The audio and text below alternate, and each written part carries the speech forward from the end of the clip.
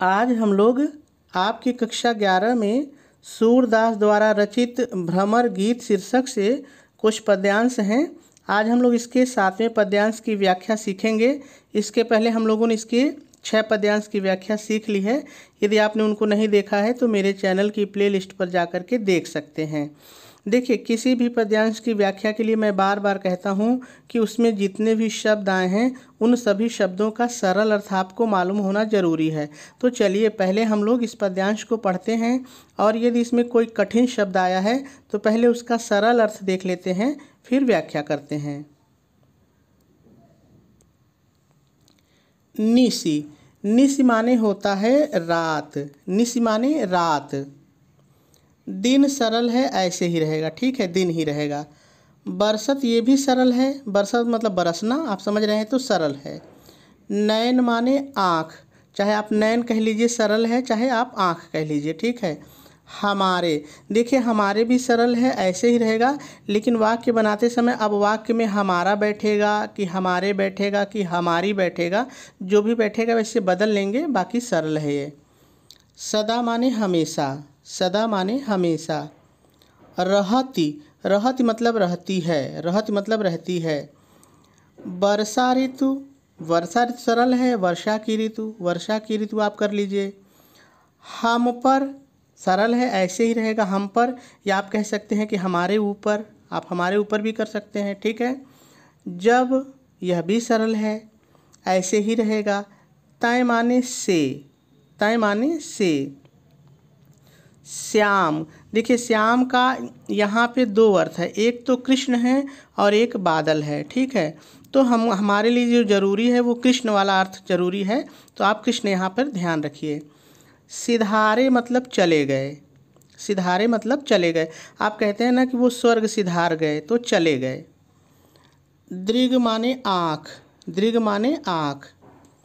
अंजन माने काजल, अंजन माने काजल। न माने नहीं, सरल है, ऐसे ही रहेगा, न माने नहीं। रहत मतलब रहता है, रहत मतलब रहता है, ठीक है, सरल है। निसी, निसी माने रात, यहाँ पर एक बार आ चुका है, निसी माने रात। बासर मतलब दिन, बासर मतलब दिन। कर माने हाथ, कर माने हाथ, ठीक है। कपोल माने गाल, कपोल माने गाल। भय मतलब हो गए हैं, भय मतलब हो गए हैं। कारे मतलब काले, कारे मतलब काले। कंचुक माने चोली, कंचुक माने चोली। और पट माने कपड़ा, पट माने कपड़ा। सूखत मतलब सूखना, कोई चीज़ गीली होती है जो सूखती है तो सूखना। नहीं, नहीं माने नहीं। कबहू, कबहू माने कभी भी, कभी भी, ठीक है।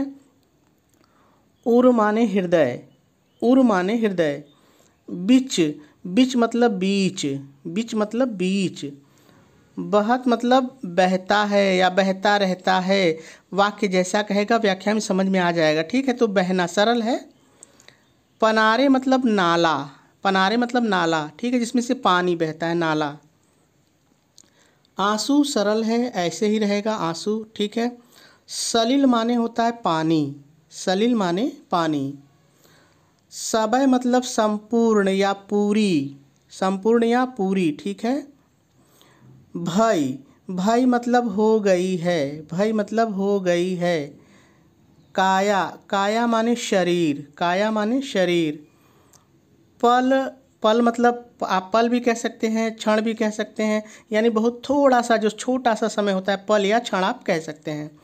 न माने नहीं। जात मतलब जाता है, जात मतलब जाता है। रिस माने क्रोध, गुस्सा, क्रोध, जो भी आप लेना है ले लीजिए, क्रोध। टारे मतलब हटाना होता है, टारना मतलब हटाना होता है, या आप शांत कह सकते हैं, शांत भी आप कह सकते हैं, ठीक है। सूरदास कवि हैं तो ऐसे ही रहेगा। प्रभु श्री कृष्ण हैं तो कृष्ण के लिए आया है, ऐसे ही रहेगा।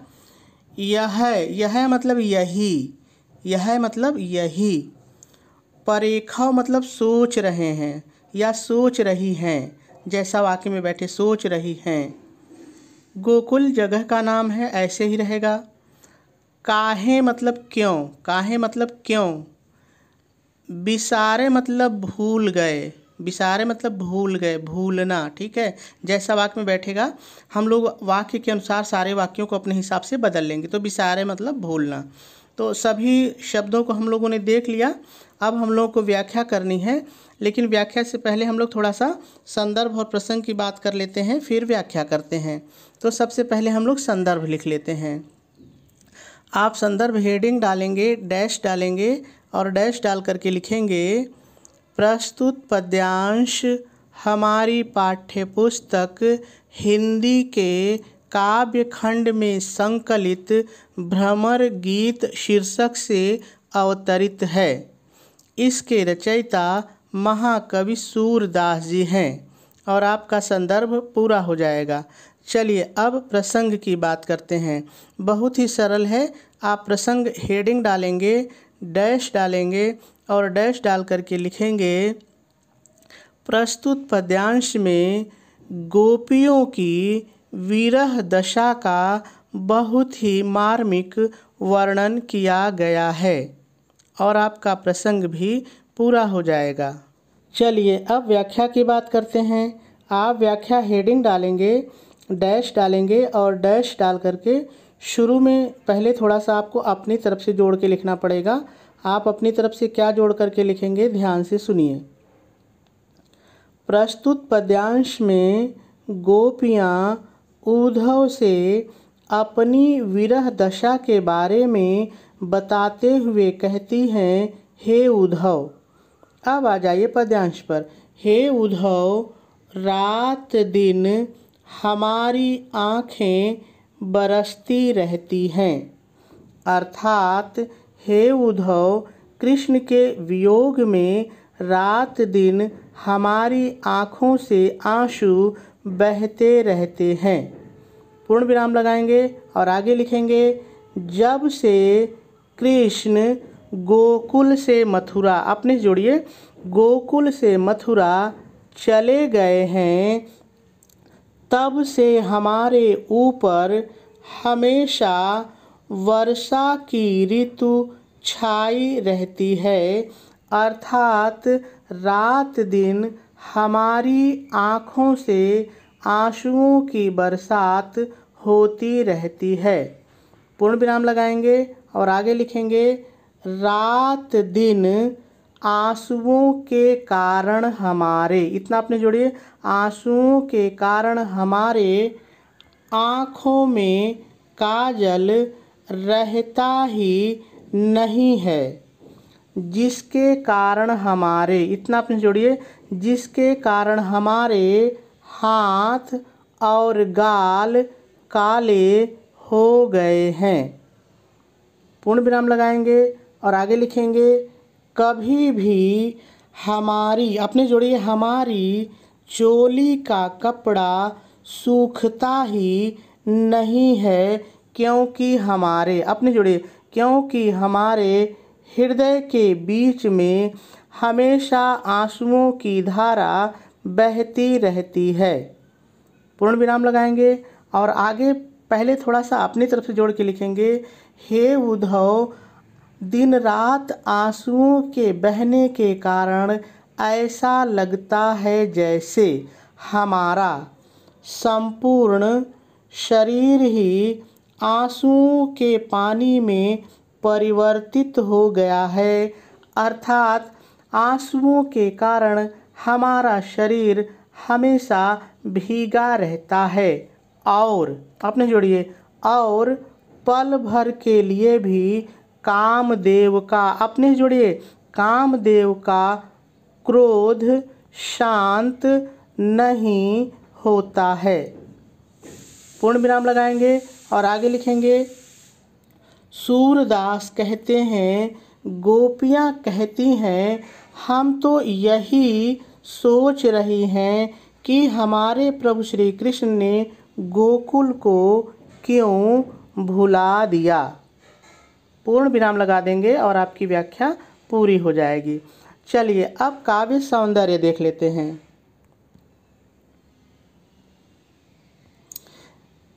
देखिए यदि रस की बात करें तो आप देख रहे हैं वियोग श्रृंगार है, जहाँ पे नायक नायिका एक दूसरे से दूर रहते हैं और उनको कष्ट होता है तो वहाँ पे वियोग श्रृंगार होता है। तो आप देख रहे हैं कि कृष्ण और गोपियाँ जो है एक दूसरे से दूर हैं तो वियोग श्रृंगार है।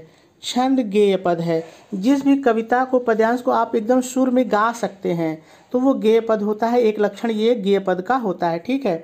यदि अलंकार की बात करें तो इसमें रूपकातिशयोक्ति, विभावना और अनुप्रास है। ये क्या है जरा सा आप देख लीजिए। देखिए अगर आप यहाँ पे ध्यान देंगे तो श्याम जब चले गए तो बरसात हो रही है। देखिए श्याम का एक अर्थ होता है बादल, और बादल के चले जाने के कारण बरसात बंद हो जाती है, लेकिन यहाँ पर श्याम चले गए हैं और बरसात हो रही है, तो बिना कारण के जहाँ कार्य होता है वहाँ पे विभावना अलंकार होता है, ठीक है। दूसरा है अनुप्रास अलंकार है। तो देखिए सलील सबय में स की पुनरावृत्ति है तो अनुप्रास अलंकार है। और तीसरा है रूपकातिशयोक्ति अलंकार। तो देखिए जहाँ पे रूपक अलंकार हो और बात को बहुत बढ़ा चढ़ा के कहा जाए वहाँ पे रूपकातिशयोक्ति अलंकार होता है। तो देखिए यहाँ पे कहा जा रहा है कि आंसू इतने ज़्यादा बह रहे हैं कि ऐसा लग रहा है कि जो शरीर है वो आंसू ही बन गई है। तो यहाँ पे रूपकातिशयोक्ति अलंकार हमको दिखाई पड़ रहा है, ठीक है। चलिए आगे देख लेते हैं।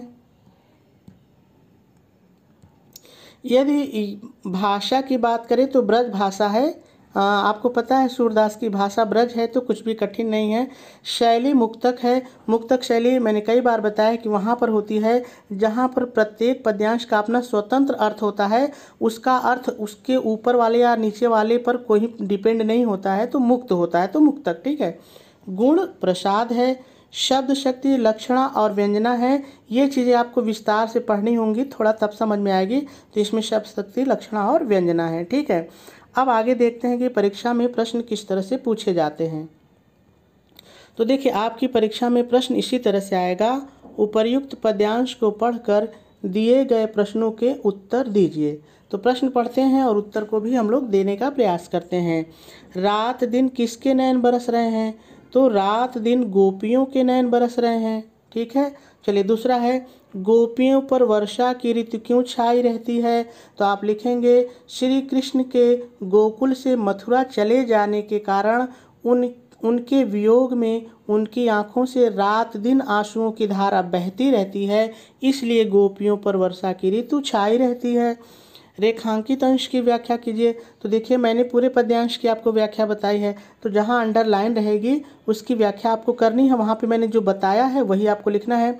बस शुरुआत में आप ये नहीं लिखेंगे कि प्रस्तुत पद्यांश में, इसकी जगह आपको लिखना है प्रस्तुत पंक्ति में, ठीक है। बाकी जैसे है वैसे आप लिख देंगे। आंसू सलिल सबय भई काया पंक्ति में कौन सा अलंकार है? तो मैंने बताया कि स और स की पुनरावृत्ति के कारण जो है यहाँ पे अनुप्रास अलंकार है। ऋषि और निश का पर्यायवाची आपको बताना है। तो आपको पता है कि ऋषि गुस्सा, क्रोध, ठीक है, और भी आप लिख सकते हैं। और निश का मतलब रात, निशा, रात्रि, ठीक है। तो मेरे ख्याल से बात आपको समझ में आ गई होगी।